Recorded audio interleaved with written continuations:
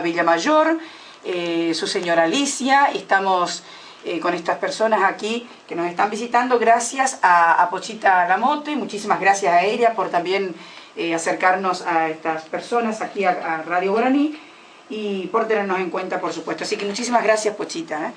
Bueno, bienvenido a Radio Guaraní. Bueno, para mí es un gusto. Y a Curuzú Cuatiá. Claro, exactamente. A Curuzú. Bueno, vamos a contarle un poquito a la audiencia. El señor Ricardo Elorza Villamayor está haciendo un recorrido por la República Argentina, que ahora nos va a contar específicamente cuáles son los lugares y por qué está recorriendo y con qué material. Cuando ustedes escuchen se van a dar cuenta que no es un recorrido cualquiera. Sí, en realidad esto comienza hace muchos años, aproximadamente el año 2000, cuando termino de elaborar toda una investigación relacionada con la vida de Manuel Belgrano. En aquel momento, toda la documentación que yo logré reunir se contraponía de manera notable con lo que venía siendo la historia, llamémosle la historia oficial, ¿no?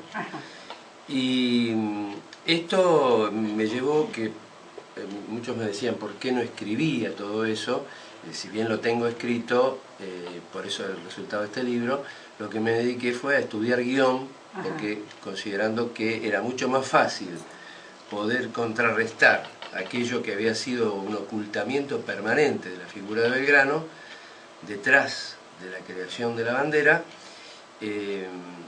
con la cinematografía, la televisión, es decir, todo lo que fuera audiovisual, que es mucho más fácil de llevar, porque la imagen, hay un sabio dicho que dice justamente eso, ¿no? Una imagen puede más que 1000 palabras. No obstante, comencé una campaña hace 4 o 5 años, así de recorriendo el país, llevando esta idea, esta nueva visión, que no es nueva, en realidad es llevar la verdad, lo que pasó, los documentos que siguen ocultos aún hoy. Entonces, bueno, llevarlo a distintos lugares del país, desde Jujuy hasta, no hemos ido a Tierra del Fuego, tendremos que ir alguna vez, pero digamos sobre todo aquellos lugares donde en este recorrido de 10.000 kilómetros que hizo Belgrano con sus ejércitos y con el pueblo también, porque a esto debemos sumarle el traslado de más de 400 kilómetros, por ejemplo, del pueblo jujeño y salteño hacia Tucumán. Hace poco se conmemoró el bicentenario de ese éxodo estratégico que le dio a la nación una batalla, y América del Sur, mejor dicho, América del Sur le da un triunfo muy categórico, que es el que abre las puertas a la independencia, ¿no? Que era el objetivo de los revolucionarios de 1810. Y bueno, la idea es, además, el libro viene a marcar una suerte de inicio de reconstrucción del camino de Manuel Belgrano. Una reconstrucción en la que en la primera etapa yo le estoy proponiendo a los pintores también de todo el país, y en ciudades especialmente como Curuzú Cuatiá, que él estuvo aquí, que él la fundó, él la reglamentó, y donde dejó sus enseñanzas, donde le dio a la educación como siempre lo hizo en todo el país, en todos los lugares que él recorrió, desde su Buenos Aires natal hasta el último lugar en que él estuvo, ¿no? Y entonces la idea es reconstruir en imágenes esta presencia de Belgrano en cada lugar de la patria.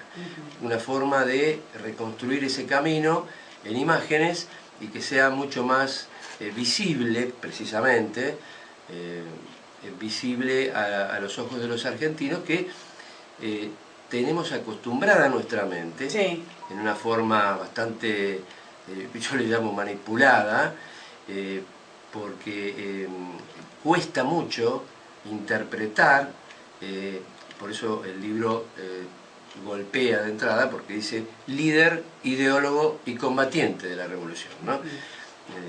No solamente fue líder, sino también fue ideólogo. No solamente fue líder e ideólogo, también fue combatiente. Porque hay muchas veces uno se encuentra con gente que, bueno, que tiene pensamiento, que tiene ideas, pero que lo hace desde un escritorio. Belgrano construyó a través de 16 años, antes de 1810, desde 1794, en que él, cuando tenía solo 24 años, iniciaba al frente del Consulado de Buenos Aires, iniciaba una nueva etapa para América del Sur. Una etapa donde comienza a existir una transformación industrial, agrícola y comercial, ¿no? Ahí estaría lo del ideólogo, ¿no? Ahí estamos, justamente. Fíjese que en 1796, por ejemplo, ya él desde el consulado crea el reglamento para las escuelas de mujeres. Dice que la educación de la mujer va a traer aparejado el mejoramiento de las costumbres, porque es la mujer la que tiene al niño desde que nace. Este concepto, por eso digo, ya es un concepto revolucionario para aquella época, creo que también para hoy, pero bueno, para aquella época estamos hablando de más de 220 años, y entonces esto creo que es lo que le va a dar el marco ideológico a la revolución, ¿no? La escuela de náutica, que su creación, al detalle, él está en todo, no solamente está en el reglamento, está en la elección de las autoridades, y también está en el control, porque lo importante no es solamente hacer reglamentos, lo importante no es solamente poner en marcha un proyecto, sino también controlar que ese proyecto se cumpla.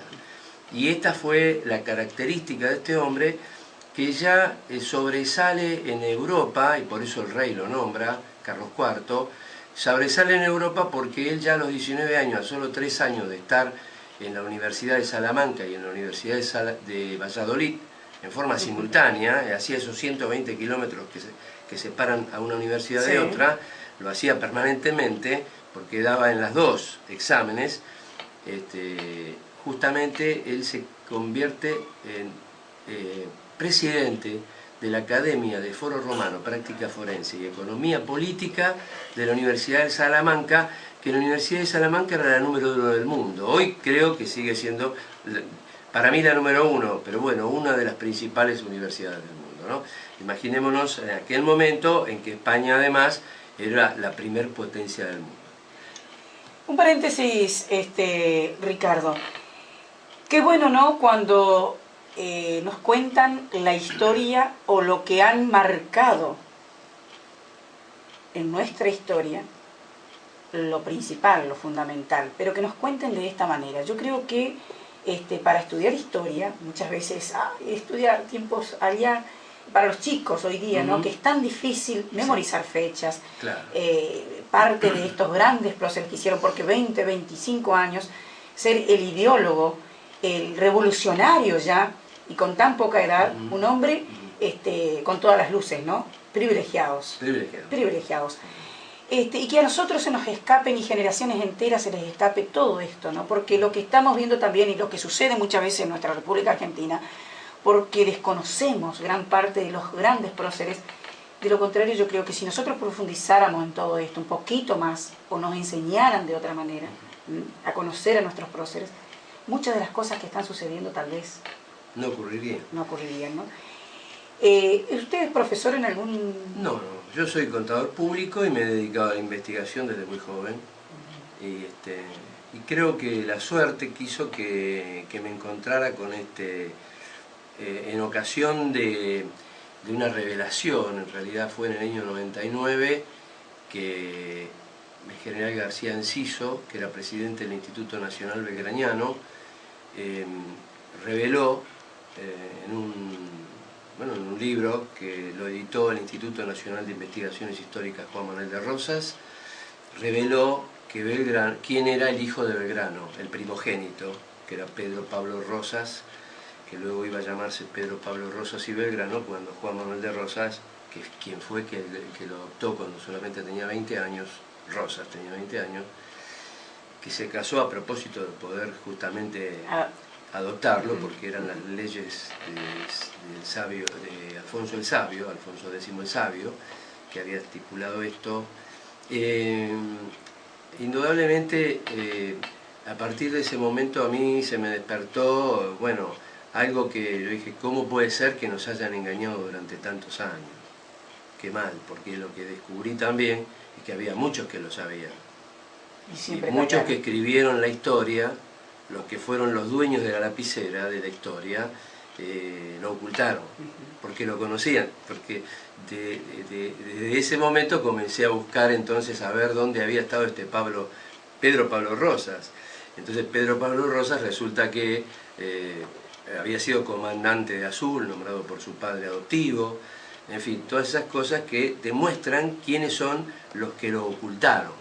Y cuando se oculta algo en forma tan metódica, como el tratado, por ejemplo, de la Confederación con la provincia del Paraguay que firmó Belgrano, cuando se oculta, por ejemplo, el reglamento, la proclama y reglamento a los 30 pueblos de las misiones guaraníes, yo le puedo seguir sumando muchísimas más cosas.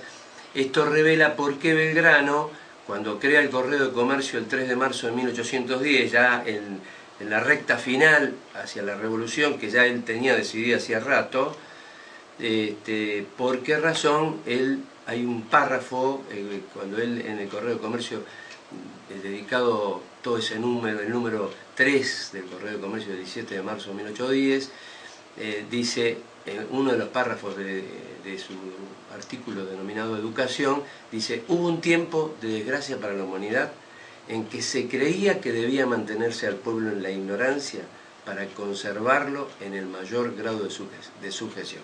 En la ignorancia y en la pobreza, dice, para conservarlo en el mayor grado de sujeción. Entonces, uno ve que esto ya existía en aquel tiempo y que por qué razón nosotros ignoramos la verdad, ¿no? Ayer me decía un periodista en otra provincia, ¿no?, cuando yo le afirmé que en realidad el libro este no es otra versión de la historia, sino que es la verdad, me dice: bueno, ¿qué convicción tiene de que lo suyo es la verdad y lo otro no lo es? Digo, no, porque en realidad acá no soy yo, acá lo que hablan son los documentos que reconoce el Archivo General de la Nación, la Biblioteca de Mayo, que está editada nada más y nada menos que por el Congreso también de la Nación. Y digo, ¿qué pasó que los muchachos no leyeron esto? ¿Qué les pasó? ¿Qué les pasó a los ministros, por ejemplo? Se les escaparon algunas páginas. Claro. Nosotros estamos, bueno, acá a través de la M970, Radio Guaraní, con el señor Ricardo Elorza Villamayor, su señora Alicia, Pochita y Mechas, que nos están visitando. Esto es algo realmente apasionante, muy lindo, no termina acá. Lo invitamos a hacer una pequeña pausa, cumplimos con nuestro espacio y seguimos un ratito más, ¿puede ser? ¿Cómo no? Por favor. Porque acá tenemos